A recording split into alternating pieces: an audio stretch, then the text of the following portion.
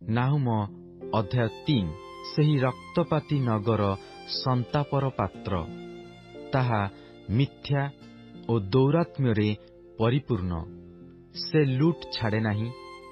କୋରଡ଼ାର ଶବ୍ଦ, ଚକ୍ରସମୂହର ଘର୍ଘର ଶବ୍ଦ, ନାଚିବା ଅଶ୍ୱଗଣ ଓ କୁଦିବା ରଥ, ଅଶ୍ୱାରୋହୀ ଆରୋହଣ କରିବାର, ଆଉ ଜକ୍ ଜକ୍ ଖଡ୍ଗ ଓ ଝଲମଲ ବର୍ଚ୍ଛା, ପୁଣି ଅପାର ହତଲୋକ ଓ ଶବର ଏକ ମହାଢିପି, ଆଉ ଶବର ସଂଖ୍ୟାର ସୀମା ନାହିଁ। ସେମାନଙ୍କ ଶବ ଉପରେ ଲୋକେ ଝୁଣ୍ଟି ପଡ଼ନ୍ତି। ପରମ ସୁନ୍ଦରୀ ମାୟାବିନୀ ଯେଉଁ ବେଶ୍ୟା, ସେ ନାନା ଦେଶୀୟମାନଙ୍କୁ ଆପଣା ବେଶ୍ୟାକ୍ରିୟା ଦ୍ୱାରା ଓ ଗୋଷ୍ଠୀଗଣକୁ ଆପଣା ମାୟାକ୍ରିୟା ଦ୍ୱାରା ବିକ୍ରୟ କରେ, କାରଣ ତାହାର ବେଶ୍ୟାକ୍ରିୟା ଅସଂଖ୍ୟ ଅଟେ। ସୈନ୍ୟାଧିପତି ସଦାପ୍ରଭୁ କହନ୍ତି, ଦେଖ, ଆମ୍ଭେ ତୁମ୍ଭର ପ୍ରତିକୂଳ ଅଟୁ ଓ ଆମ୍ଭେ ତୁମ୍ଭ ବସ୍ତ୍ରର ଅଞ୍ଚଳ ଟେକି ତୁମ୍ଭ ମୁଖ ଉପରେ ଥୋଇବା, ଆଉ ଆମ୍ଭେ ଗୋଷ୍ଠୀବର୍ଗକୁ ତୁମ୍ଭର ଉଲ୍ଲଙ୍ଗତା ଓ ରାଜ୍ୟସମୂହକୁ ତୁମ୍ଭର ଲଜ୍ଜା ଦେଖାଇବା। ପୁଣି ଆମ୍ଭେ ତୁମ୍ଭ ଉପରେ ଘୃଣାଜନକ ମଳ ନିକ୍ଷେପ କରିବା ଓ ତୁମ୍ଭକୁ ମର୍ଯ୍ୟାଦା ରହିତ କରିବା ଓ ଦୃଶ୍ୟରେ କୌତୁକର ବିଷୟ କରିବା।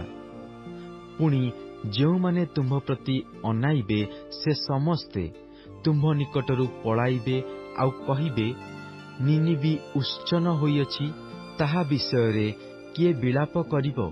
ଆମ୍ଭେ ତୁମ୍ଭ ପାଇଁ ସାନ୍ତ୍ୱନାକାରୀଗଣ କେଉଁଠାରେ ଖୋଜିବା?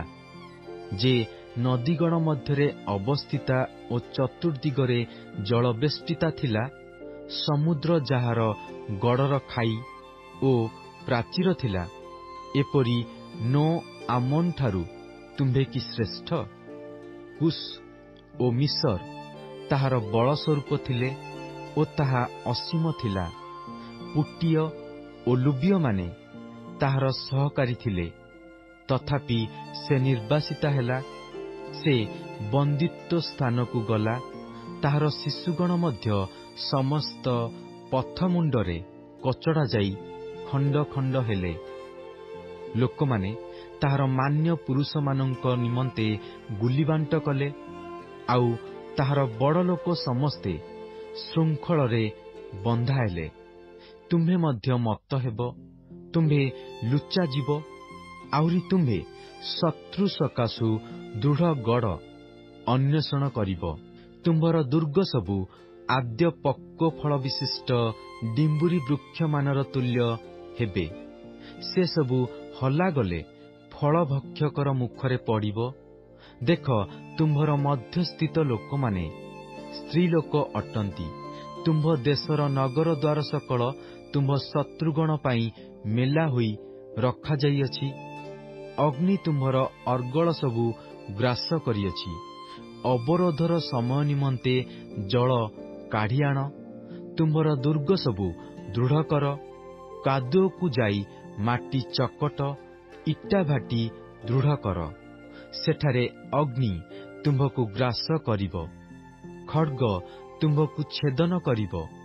ତାହା ପତଙ୍ଗର ନ୍ୟାୟ ତୁମ୍ଭକୁ ଗ୍ରାସ କରିବ।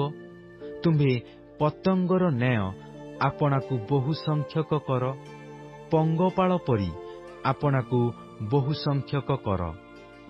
ତୁମ୍ଭେ ଆକାଶର ତାରାଗଣ ଅପେକ୍ଷା ଆପଣା ବଣିକଗଣର ସଂଖ୍ୟା ବୃଦ୍ଧି କରିଅଛ। ପତଙ୍ଗ ନଷ୍ଟ କରି ଉଡ଼ିଯାଏ।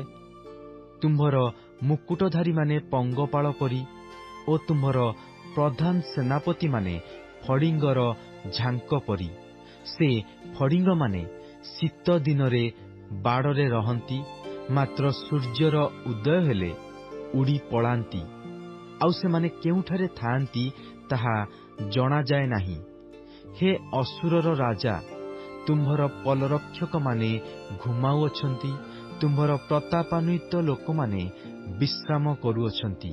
ତୁମ୍ଭର ଲୋକମାନେ ପର୍ବତଗଣ ଉପରେ ଛିନ୍ନ ଭିନ୍ନ ହୋଇଅଛନ୍ତି, ଆଉ ସେମାନଙ୍କୁ ସଂଗ୍ରହ କରିବାକୁ କେହି ନାହିଁ। ତୁମ୍ଭ ଆଘାତର ଉପଶମ ନାହିଁ।